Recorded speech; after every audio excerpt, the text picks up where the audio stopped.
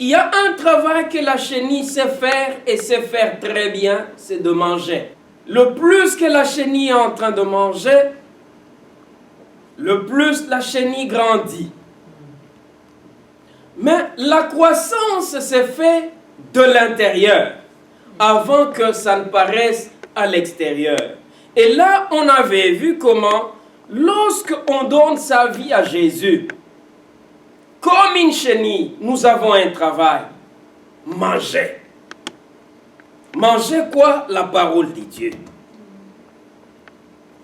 Quand on ne se nourrit pas de la parole de Dieu, le Saint-Esprit n'a absolument rien en nous qu'il peut utiliser pour nous régénérer, pour nous transformer, pour nous métamorphoser. C'est que tout dépend de la parole qu'on est en train de recevoir. Et c'est par là que vous voyez la parole doit être une parole pure, une bonne parole. Parce que si tu manges les mauvaises choses, le Saint-Esprit ne peut pas les utiliser pour te régénérer. Alors tu peux taper 5, 10, 20 ans dans l'église ou dans les choses de Dieu, mais d'une manière ou d'une autre, tu es toujours un bébé spirituel. Alors, qu'est-ce qui va se passer? Tu vas plus grandir en rapport avec les traditions de ton église, les coutumes de ton église, les rituels que fait ton église. Mais en ce qui concerne l'image de Jésus, tu es très loin. Quand Dieu te regarde et cherche voir cette image de Jésus en toi, il ne voit pas cela.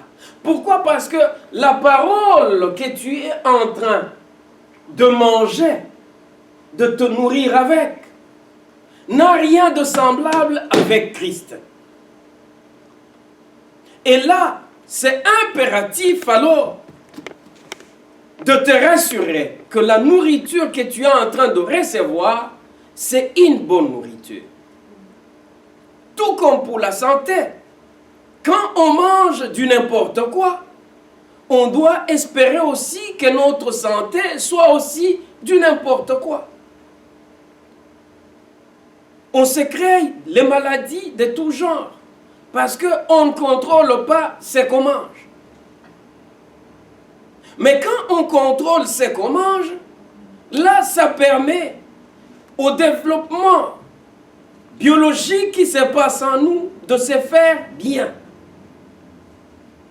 Et ça nous évite d'autres maladies qui pouvaient nous saisir si on était en train de manger du n'importe quoi.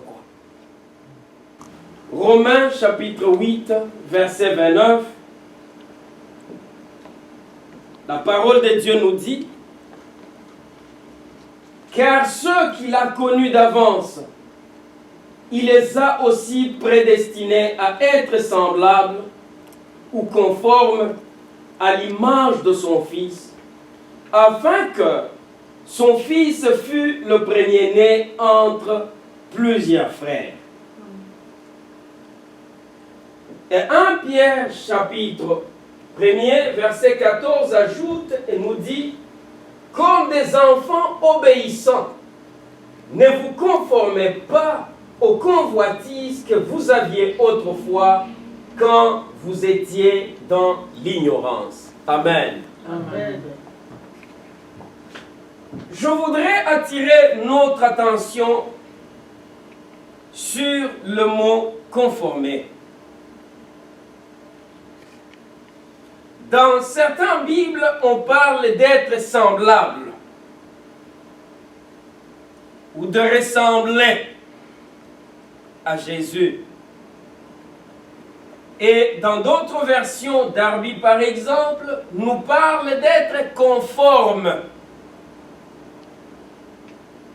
à Jésus-Christ. c'est d'être identique à Jésus-Christ. Alors observons très bien, on nous dit, car ceux qu'il a connus d'avance, ceux que Dieu a connus d'avance, qu'est-ce qu'il a fait? Le travail de régénération s'est passé dans leur vie. Il s'est arrangé de les régénérer par le Saint-Esprit, au travers de la parole qu'ils sont en train de recevoir.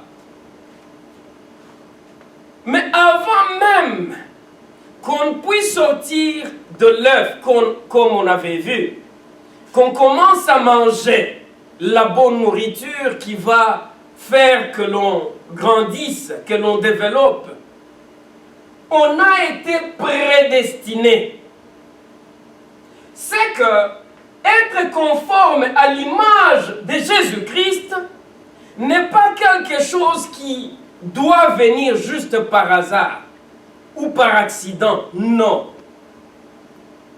C'est ça le but final de l'appel de Dieu dans ta vie. Quand il t'a appelé, ce n'est pas pour que tu restes la même personne que tu es. Que tu aies le même comportement que tu avais avant de le rencontrer.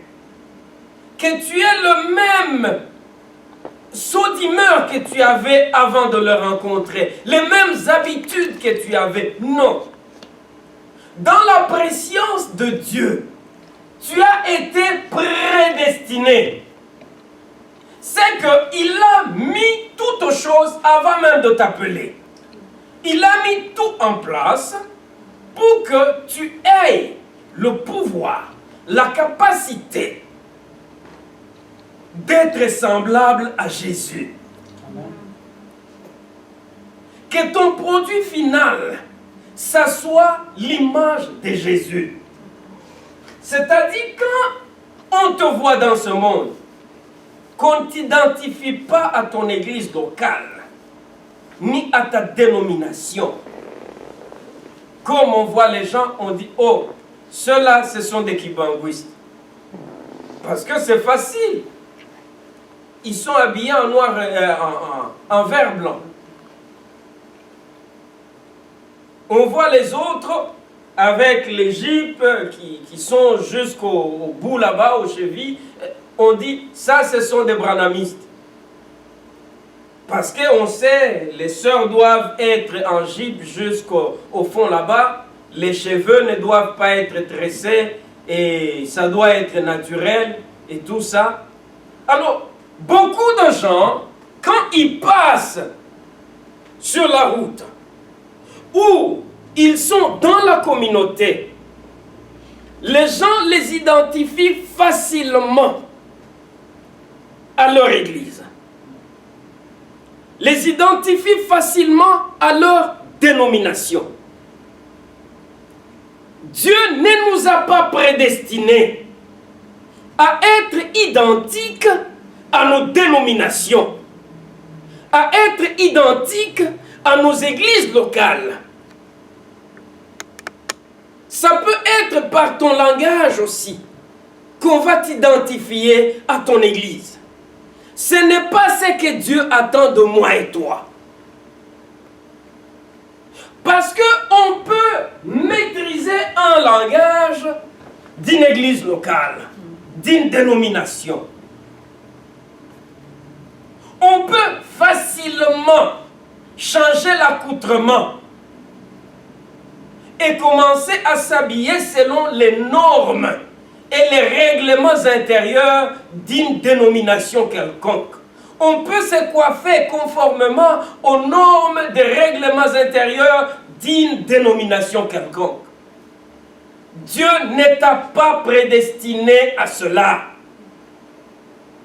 Tu as été prédestiné à être semblable ou conforme à l'image de Jésus-Christ. Amen. À ressembler à Jésus. Pour que quand tu es au travail, tes collègues du travail voient Jésus en toi, non pas ta dénomination. À l'école, que les gens ne voient pas ton église, mais qu'ils le voient Jésus en toi. Amen. Dans notre communauté, que les gens voient Jésus en nous. Amen. Que tu sois habillé en culotte ou en pantalon, mais que les gens voient Jésus en toi. Que le Seigneur nous aide.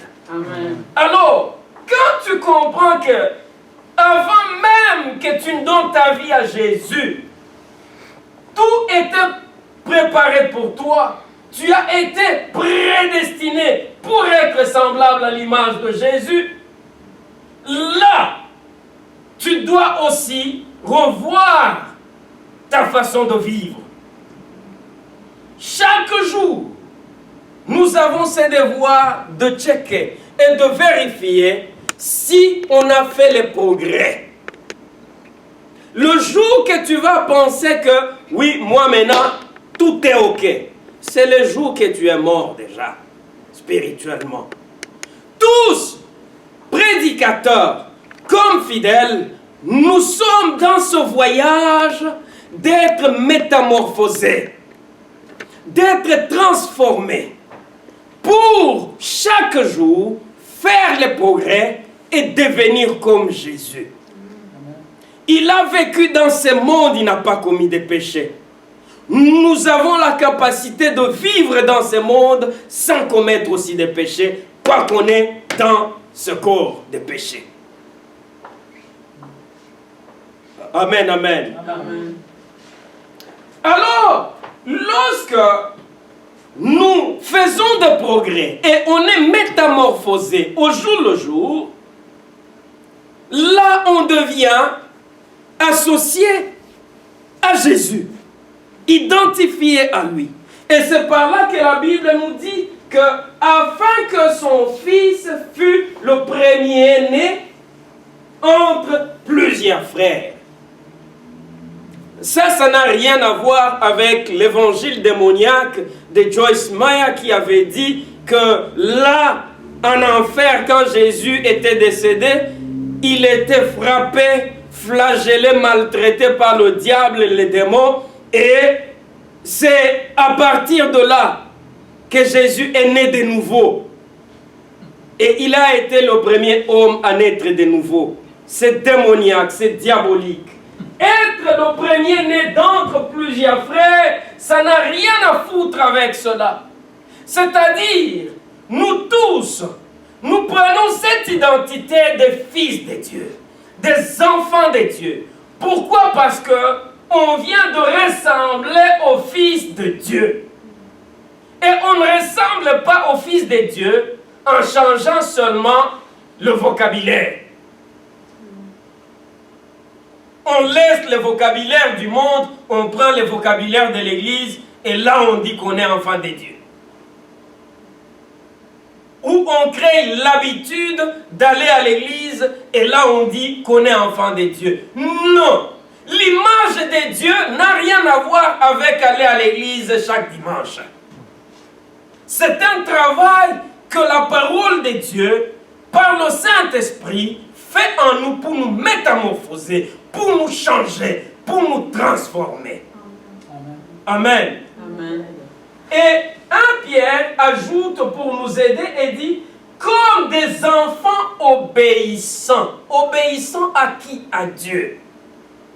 Et notre obéissance à Dieu se voit et se manifeste au travers de l'obéissance à sa parole. Quand Dieu te parle au travers de sa parole, si tu ne sais pas l'obéir, tu n'es pas du nombre des enfants obéissants. Et ces enfants obéissants, la Bible nous dit, ne vous conformez pas aux convoitises que vous aviez autrefois quand vous étiez dans l'ignorance. L'ignorance de Dieu. L'ignorance de la parole de Dieu. Et c'est là encore, j'insiste, ça doit être la parole de Dieu. Non pas la parole des hommes. Non pas la philosophie des hommes. Parce que ce que le diable fait, il prend la même parole, mais la donne une mauvaise interprétation. Et cette interprétation, au lieu que ça nous aide à être obéissants à Dieu, ça crée d'autres aptitudes en nous, des rébellions contre Dieu, sans qu'on puisse le savoir.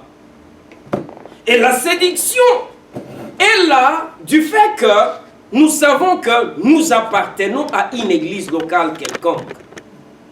Nous appartenons à une dénomination quelconque. Ou bien nous avons une routine de prière quelconque. Tout doit se conformer à la parole pure de Dieu. Et cette parole, quand nous l'obéissons, et c'est par grâce qu'on arrive à obéir à la parole de Dieu. Alors, ce travail de transformation se fait et on devient conforme à l'image de Jésus-Christ. Amen. Nous allons progresser pour voir l'image de Jésus. Vous connaissez ce visage, n'est-ce pas? Oui. C'est surtout cette image qui est au bout là-bas. Ici, nous allons à la genèse même de l'image que vous avez au fond là-bas, qui est connue comme le visage de Jésus ou l'image de Jésus. Dieu, dans sa parole, ne nous demande pas d'être conforme ou semblable à cette image-là. Celui-là n'est pas Jésus. J'insiste, le visage que vous voyez là-bas n'a rien à voir avec le visage de Jésus. Tout avait commencé avec cet homme. Comme vous pouvez lire, il s'appelle Sanat Kumara. C'est un Indien. Il est décrit comme un être avancé. Dans leur monde mystique, il y a même des niveaux. Un être avancé au 9e niveau d'initiation, qui est considéré comme le Seigneur de la terre et de l'humanité. Parce qu'il est différent de moi et toi. Oui, c'est un humain, mais cependant, selon eux, c'est un être avancé. Et cela le qualifie d'être le Seigneur. Il contrôle l'humanité. Il contrôle la terre. Il est le chef de l'hiérarchie spirituelle de la terre. C'est-à-dire, lui, il est au top. Et les autorités que nous voyons, qui dirigent, qui dominent, c'est lui qui coordonne tout. Mais il s'avère qu'il ne vit pas ici avec nous. Il vit dans une cité qui flotte au-dessus du désert de Gobi, dans les régions limitrophes de la Mongolie. C'est ce que Wikipédia est en train de nous expliquer en décrivant Sanat Kumara. Et c'est ça son visage. Vous pouvez voir la ressemblance avec le Jésus que l'Église catholique nous a présenté finalement. Mais c'est une copie, un clone de Sanat Kumara. Alors quand les chrétiens, certains même, nous voyons leur amour pour Jésus, comme ils savent que le visage de Jésus, c'est ce visage-là, ils ont des photos de ce Jésus-là dans leur maison. Et leur intention était noble. Prendre la photo de ton Seigneur et mettre ça dans ton salon, dans ta maison ou dans ta chambre. Mais malheureusement, ils ne savent pas que ce n'est pas Jésus. C'est Sanat Kumara qu'on appelle maître ascensionnel.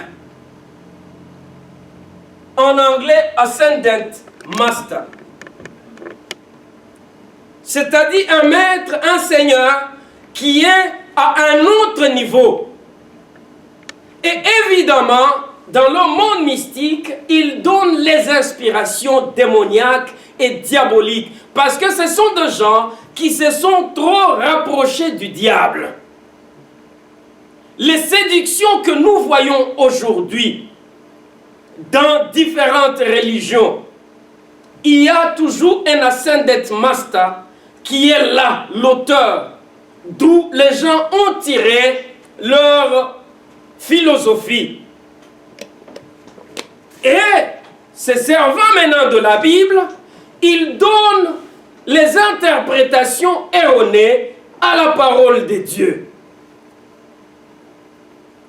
Et crois-moi, quiconque reçoit les messages qui sont déjà piégés ne va pas ressembler à Jésus, va ressembler à Sanat Kumara. Amen, amen. Ce sont les choses spirituelles que vous devez comprendre. Raison pour laquelle tu as le devoir de choisir quoi entendre dans la parole de Dieu. Qui entendre? Parce que si la personne qui est en train de t'enseigner la parole de Dieu n'a pas une relation personnelle avec ces dieux-là, c'est qu'il a une relation personnelle avec quelqu'un d'autre. Et si ce n'est pas Jésus, c'est Sanat Kumara. Si la parole que tu reçois ne t'aide pas à ressembler à Jésus, tu vas ressembler à Sanat Kumara. Et c'est là où se trouve maintenant le problème. Mais il y a des gens, même en écoutant ce qu'on est en train d'enseigner, tellement ils ont beaucoup bu l'eau empoisonnée qui vient de l'esprit de Sanat Kumara, ils vont banaliser ce qu'on est en train de dire à l'instant même. Ils peuvent continuer à garder la photo de ces démoniaques-là dans leur maison ou dans leurs affaires. Ils vont choisir d'être ignorants on purpose, à volonté. Que ces choses ne me concernent pas. Je ne veux même pas savoir. Ils vont choisir d'être ignorants. Ne pas savoir. Et continuer à invoquer Jésus, mais qui n'est pas Jésus. N'oubliez pas, le diable se transforme en ange de lumière. Et comme l'homme veut toujours bouger avec les 5 sens, il faut lui présenter quelque chose. Là où la parole de Dieu nous parle de chercher Dieu et de l'adorer en esprit et en vérité, il nous présente l'image. Alors nous, quand on est en train d'invoquer et d'adorer notre Seigneur, qu'on ait l'image dans la maison ou pas, mais que psychologiquement, dans notre tête, on puisse avoir la représentation de cet homme-là. Est-ce que vous me suivez bien? Ouais. Et alors, quand tu es en train de faire tes prières, et que dans ta tête, psychologiquement, c'est cette image que tu as, ça annule tes prières. Ça prend tes prières, les envoie à Sanat Kumara, à la place de les envoyer à Jésus, ton Seigneur et ton Sauveur. Tu n'as pas besoin de connaître son visage. Parce que son visage n'est pas matériel, n'est pas charnel. Le visage que la parole de Dieu nous dit ici, c'est autre chose que ce que Hollywood nous a présenté. Ça n'a rien à voir. Alors, tu dois demander la grâce de Dieu pour que, à partir de ce moment, le Saint-Esprit fasse le travail de métamorphose dans ton subconscient. Qu'il efface cette image de ce démoniaque. Qu'il élimine l'image de ce démoniaque. Pour que tu commences à adorer ton Dieu en esprit et en vérité, sans te faire l'image quelconque de Jésus. Celui-là n'est pas Jésus. Il ne l'est pas. Et j'insiste. Nous progressons. Pour comprendre l'image de Jésus et pour que tu parviennes à être métamorphosé, être transformé et devenir conforme ou semblable à l'image de Jésus, il est bon de regarder les caractéristiques de Jésus. Alors, quand tu découvres les caractéristiques de Jésus, tu vas ressembler Christ en appliquant ton cœur à appliquer ces caractéristiques dans ta vie. Amen. Amen. Et il y en a plusieurs, on va avancer doucement. Et le premier, c'est l'amour de la volonté de Dieu. Quand on parle de Jésus, en lui, il y avait l'amour de la volonté de Dieu. Ce qui suit, c'est quoi? C'est de comprendre que, en qualité d'une nouvelle créature, tu ne dois que faire la volonté de Dieu dans ta vie. Si tu veux, évidemment, ressembler à Jésus. Lui, il dit, je suis venu dans ce monde, non pas pour faire ma volonté, mais pour faire la volonté de Dieu, la volonté de celui qui m'a envoyé. Si tu es enfant de Dieu, si Jésus est le premier-né parmi les frères, et toi tu fais partie de ces frères-là, de la famille de Dieu, des enfants de Dieu, tu dois apprendre à aimer la volonté de Dieu et à rechercher rien que la volonté de Dieu.